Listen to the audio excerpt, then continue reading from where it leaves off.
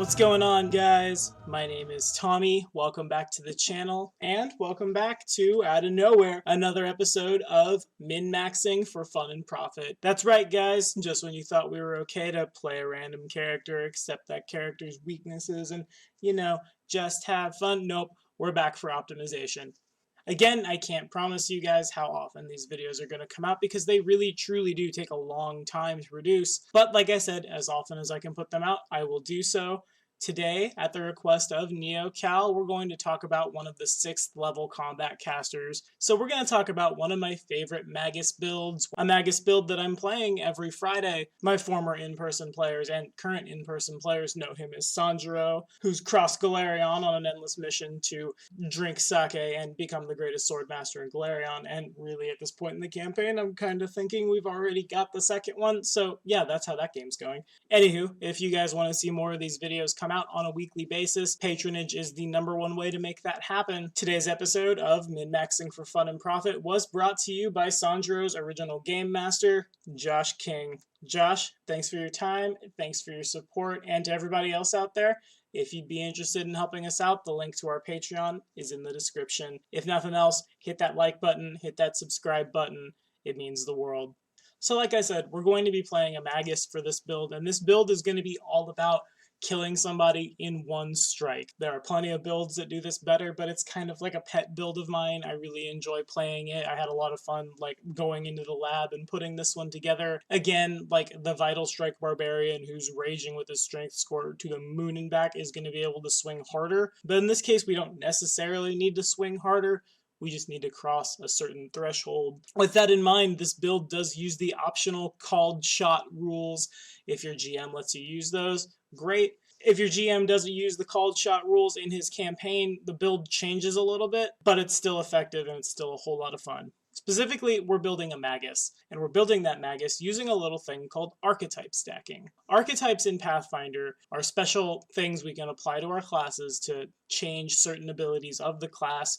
For example, say a fighter's proficiency with all martial weapons in exchange for something else to help make the class feel a little bit different. When I say that we are stacking archetypes, what I mean is that we are using 2 archetypes on the same character because we are allowed to do so as long as the archetypes do not change the same ability twice. In case you haven't figured it out by now, because this is probably the most popular Magus build in the world, we will be taking the Bladebound Magus and the Kensai to make an entirely new archetype, which again is super popular all over internet land, the Bladebound Kensai.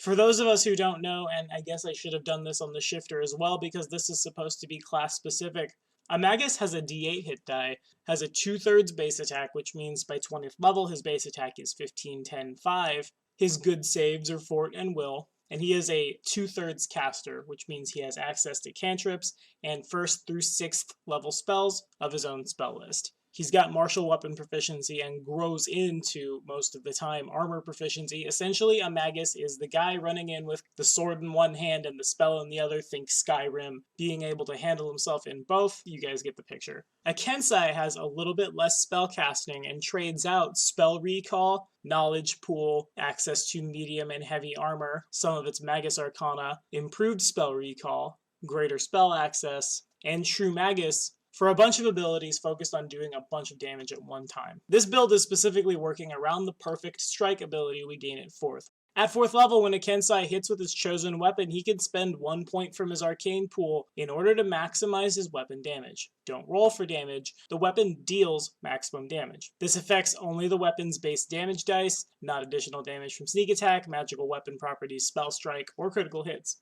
If the Kensai confirms a critical hit, he can instead spend 2 points from his arcane pool to increase the weapon's critical multiplier by 1. The rest of the abilities of the Kensai are great. We get to add stuff to our initiative, we get extra attacks of opportunity, but really, we're just here to have that button that says we do max damage. This build can be pulled off just as easily without the Bladebound Magus. We could play just a Kensai and be just fine, but I really enjoy what the Black Blade can bring to the table.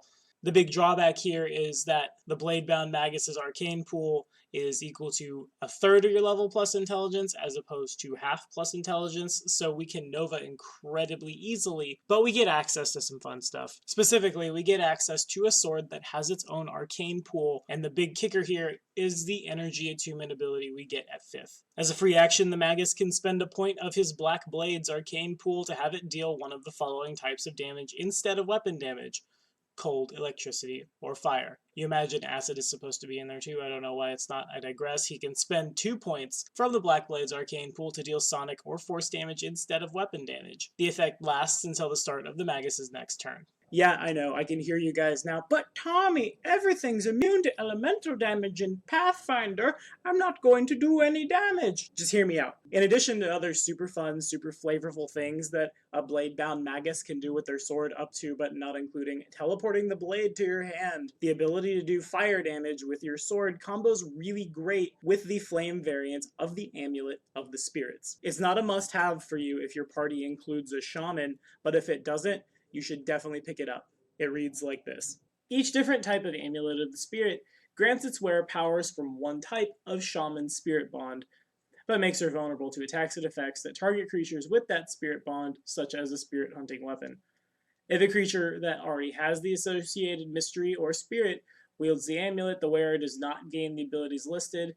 Instead, the effective level of her mystery or spirit increases by 2. This effect does not stack with other abilities that increase the effective level of mystery or spirit power. The Flame Amulet is a single fire ripple hanging from a chain of brass.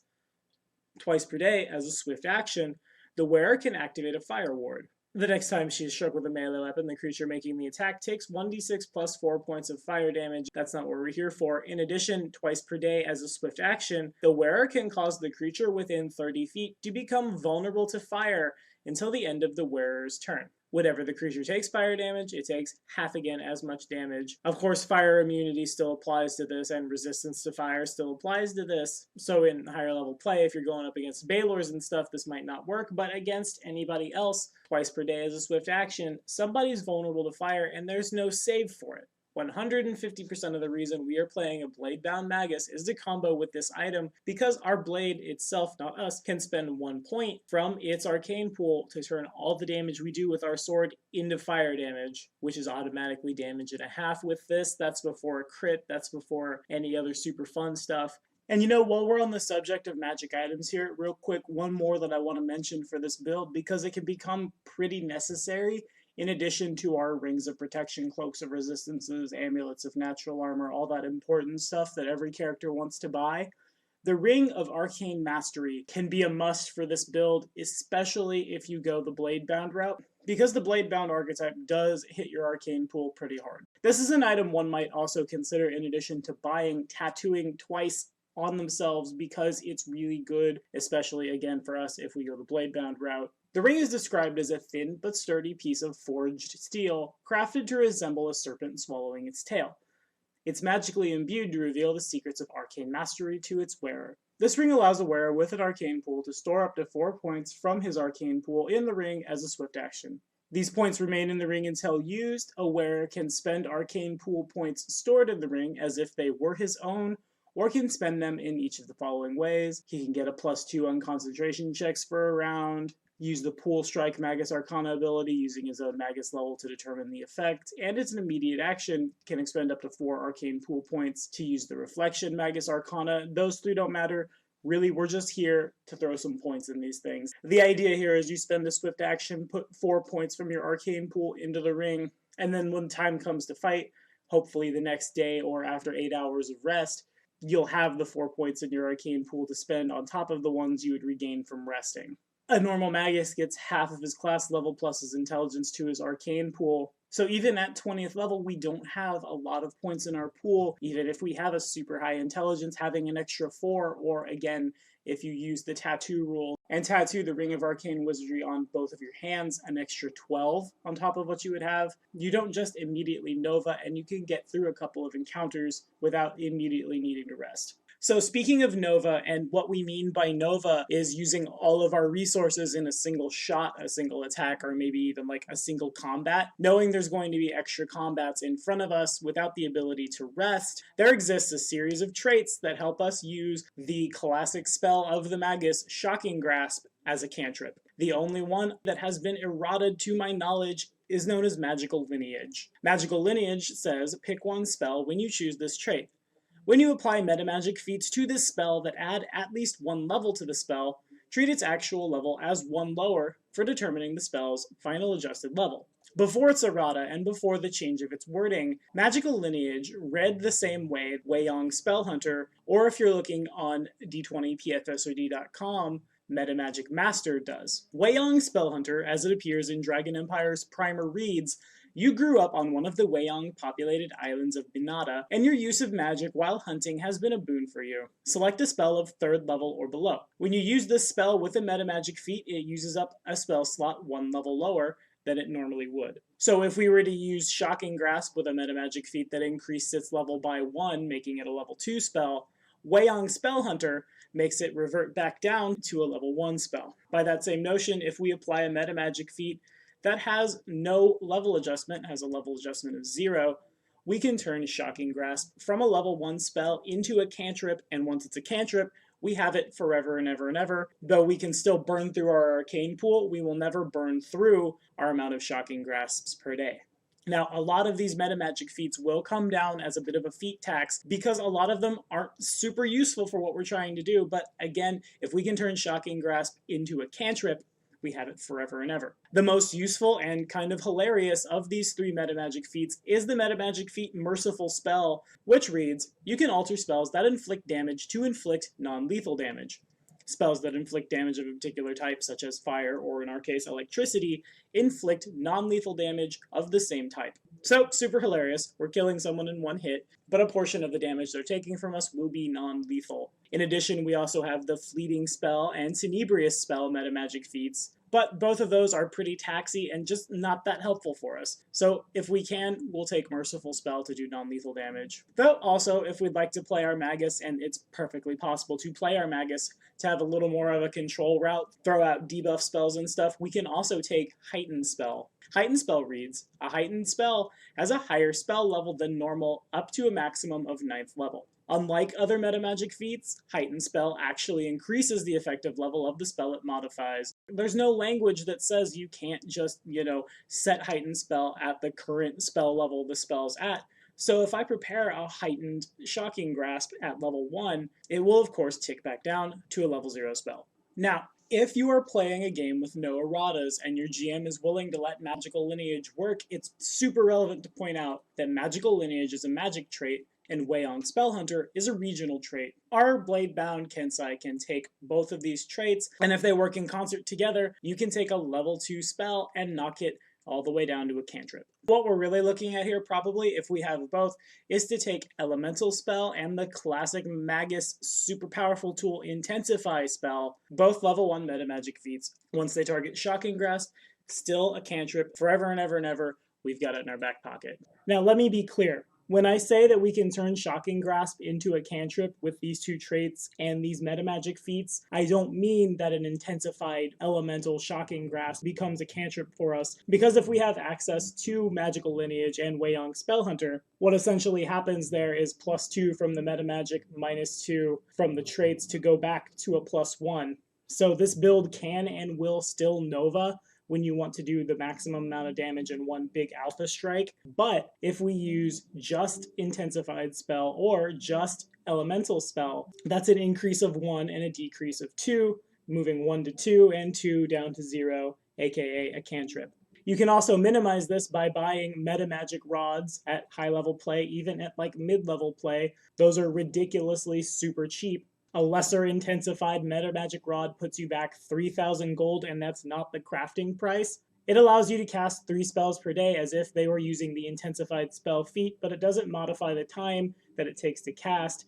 and it doesn't modify the spell level itself. And again, you'll have oodles of money. It won't be hard to go pick up 10 of these in the late game and be able to take care of this. Intensified spell, of course, increases the maximum number of damage dice by 5 levels. Once we actually have sufficient caster levels to surpass the maximum, our 5d6 Shocking Grasp becomes 10d6. Elemental spell reads, choose one energy type, acid, cold, electricity, or fire. You may replace the spell's normal damage with that energy type or split the spell's damage, so half of that energy type is the new type, so we'll say fire, and half of it is electricity. You can take elemental spell multiple times, each time choosing a different energy type, and that may be super relevant as you go through your campaign playing your Bladebound Kensai, because especially at higher level play, a lot of stuff is going to have resistance 30 to a given element, or just be outright immune, and we need to be able to respond to that. If we can't respond to it, if our GM sideboards against us by bringing in a bunch of stuff that's immune, it's important to remember that the Magus, again, does get a lot of really sweet control spells, and it's okay to pivot this guy around and turn him into just a party buffer or a bad guy debuffer. If nothing else, we can still swing for a lot of damage with our sword. So before we talk about exactly how we're going to do this, let's get a little nitty-gritty here.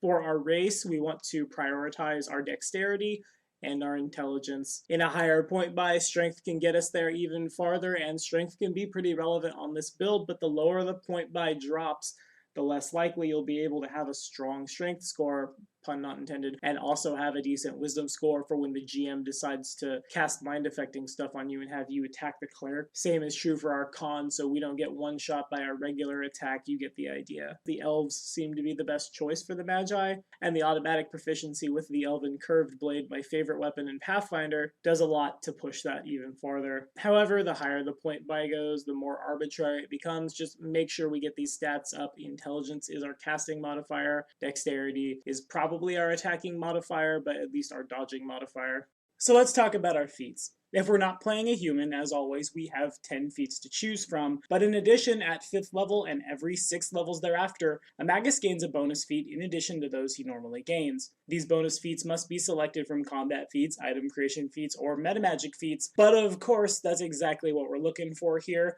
Those are the feats we need, and we will need a bit of a buff because this build is kind of feat intensive. The build is also super taxy in and of the fact that we have to take combat expertise. Of course, I think a lot of people, especially since the advent of Elephant in the Room, are willing to overlook combat expertise if the player doesn't want it, but rules as written, we do have to take combat expertise. We'll talk more about how called shots work specifically here in a second, but right now just know that we take greater called shot at level 9, and that's when this build starts to open up. If our strength is high enough, though this build does prefer dexterity most of the time, if we have the strength, power attack is wonderful, and so is Furious Focus. Again, we don't want to take any nigs to that attack roll with Furious Focus. We don't take any penalty on our first attack from power attack, and we still get to do all that sweet oodles of damage that we get from Furious Focus, so if we got the strength, again, total musts. The Magus is a 2/3 base attack bonus. We will cap out at a base attack of 15, so we can never get greater Vital Strike.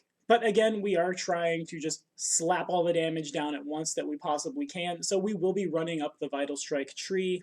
Because we're taking a huge neg on our attack rolls and we need to crit to get where we're going, we want to grab critical focus for sure, though we probably retrain it once we get to 20th level, because the Kensai does get weapon mastery like a fighter at 20th, meaning all of our threats are automatically confirmed. We are going to assume we are playing in a game where we can take Weiyang Spell Hunter and Magical Lineage. So we will be taking Intensify Spell, Elemental Spell, because again it's necessary, as well as Maximize Spell. Now of course we can't slap Maximize Spell on our Shocking Grasp to turn it into a cantrip, but with 15 ranks in Spellcraft and at least 3 metamagic feats, we can take the feat Spell Perfection, which reads, pick one spell which you have the ability to cast. Whenever you cast this spell, you may apply one metamagic feat you have to that spell without affecting its level or casting time, as long as the total modified level of the spell does not use a spell slot above 9th. In addition, if you have any other feats which allow you to apply a set numerical bonus to any aspect of the spell, such as spell focus, spell penetration, weapon focus, so on and so forth, double the bonus granted by that feat when applying to this spell.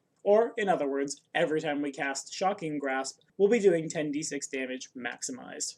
For our last feat, we'll go ahead and grab Spell Penetration because at higher levels, things are going to have spell resistance. One of many reasons why we might want to play an elf for this build, because elves also get a +2 on overcoming spell resistance. So for our Kensai to be able to kill somebody in one hit, we'll be using the Called Shot rules. Again, these rules are optional, and if your GM does not want you to use them, or if your GM thinks they might be a little too powerful for the game you're playing in. And really, that's totally fair if you don't have a Vital Striking Barbarian or an Ubercharger or somebody else doing lots of damage, then this build goes away from killing in one hit and goes to your classic Shocking Grasp Magus that just tries to do as much damage as he can right then and there. But if we're allowed, called shots in Pathfinder are attacks that target specific body parts, imposing certain negs on the roll in exchange for a drawback on the bad guy if we hit him. A regular called shot, if it hits, that does fewer than 50 points of damage results in a normal called shot, which inflicts either a minor penalty or a temporary inconvenience. A critical called shot, a called shot that is confirmed as a critical hit, but does fewer than half the creature's hit points, minimum 50, is a critical called shot. Critical called shots can cause ability damage, and it gets a little more serious, as the name implies. But what we're going for here is the debilitating blow. We want to do half the creature's hit points of damage with a minimum of 50, whether it's a crit or not, to inflict major consequences and potentially permanent consequences to the bad guy. And of all the called shot rules we have, there is only one specific called shot that will insta-kill somebody. That's a called shot to the heart with a -10 penalty. A normal called shot to the heart is just a normal hit. A critical hit to the heart, however, will cause exhaustion and 1d4 points of constitution bleed damage. A successful fortitude save reduces that to fatigue and 1 point of constitution bleed damage, this fort save being equal to the attack roll. So if my attack roll is a 18 with a +5 from my strength, I don't know, I guess I'm level 1 now, it becomes a DC 23 fortitude save for the lesser effect.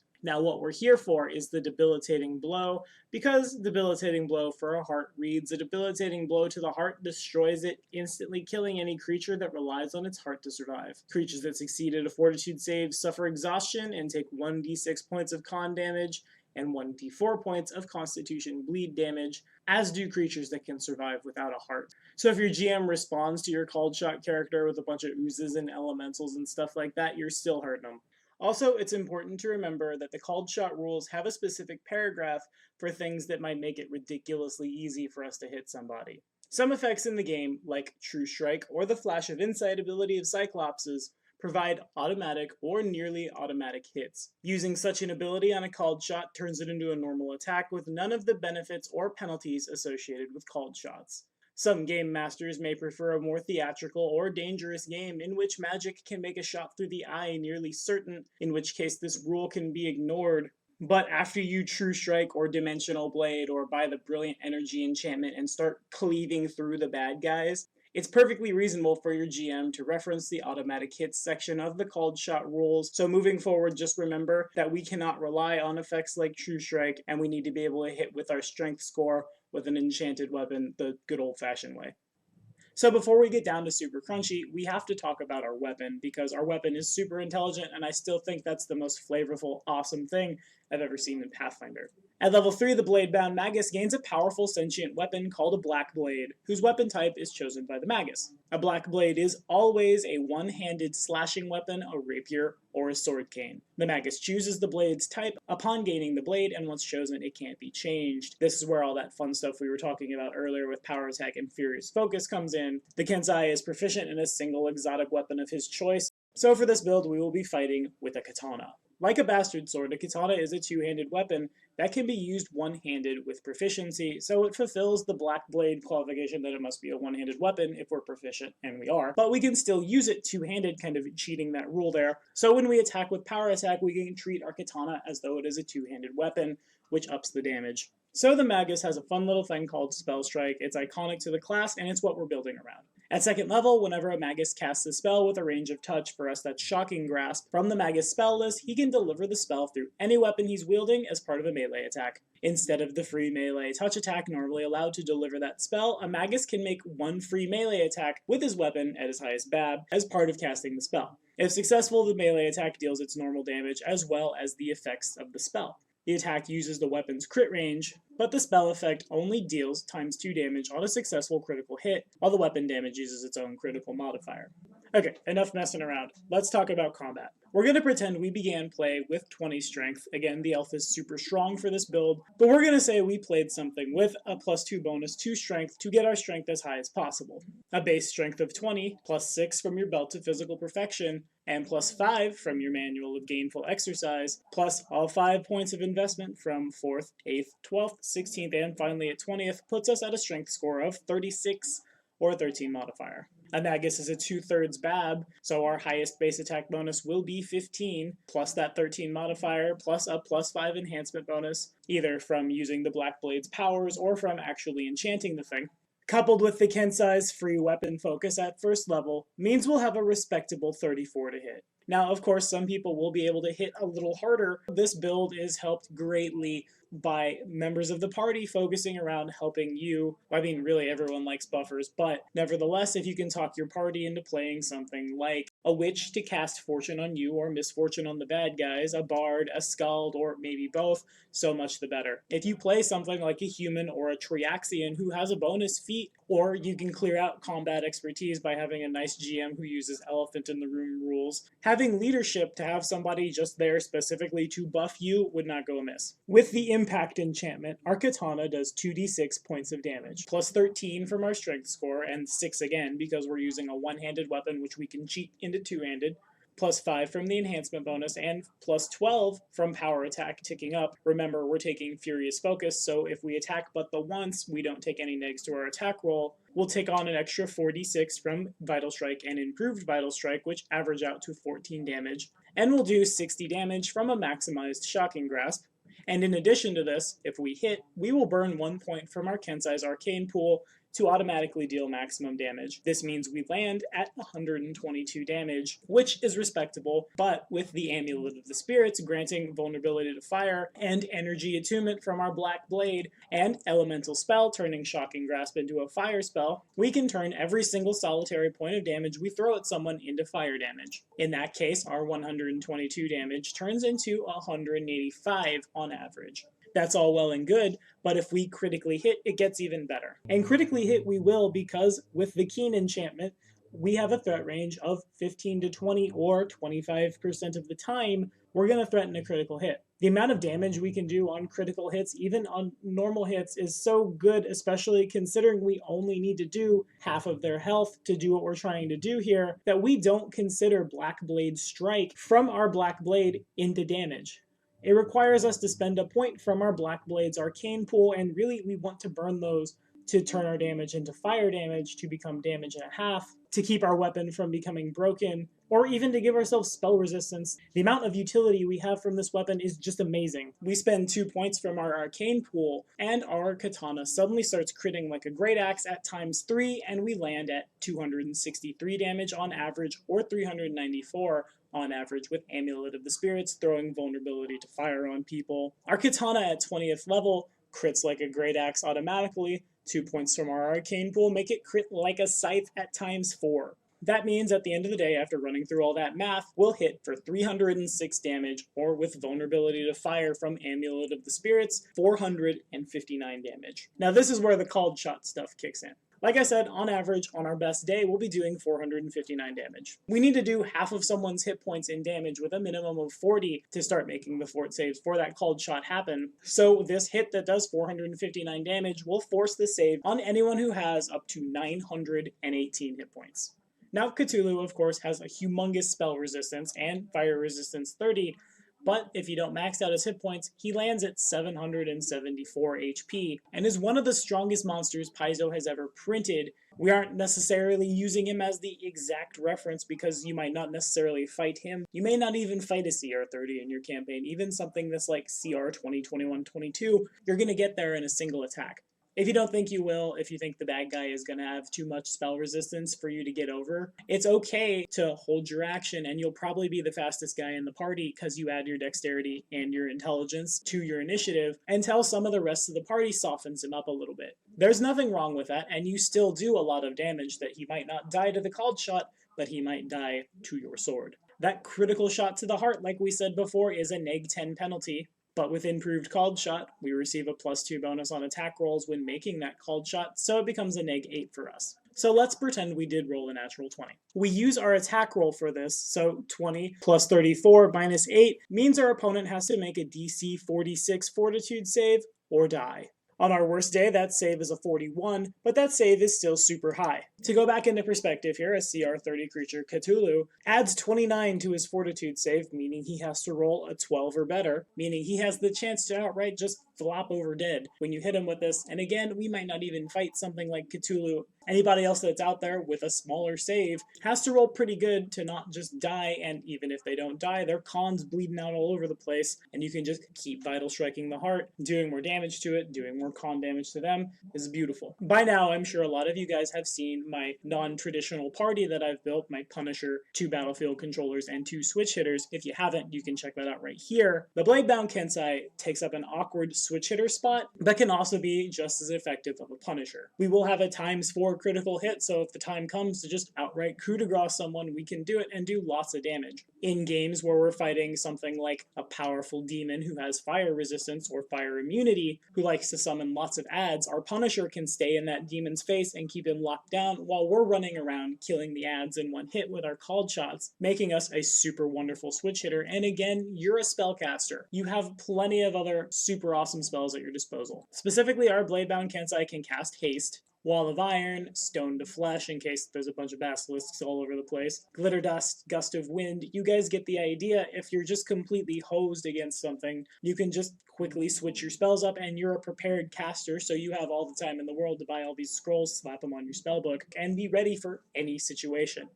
This build can occupy any niche you want or need it to play. Despite the fact that we are building to do one certain thing, it remains extremely versatile, and it's a whole lot of fun. I highly recommend it. So did I miss anything about the Magus? Did I get my math wrong? If you guys are playing Magi, I'd love to hear how you're playing them. If for no other reason, then again, I am playing a Bladebound Kensai every Friday, and I'd love to take some notes. I can make no guarantees as to when the next episode of Min-Maxing for Fun and Profit will come out, but I will tell you it will cover another one of my favorite classes, the War Priest. Be sure to like and subscribe for more videos, and we'll see you next time.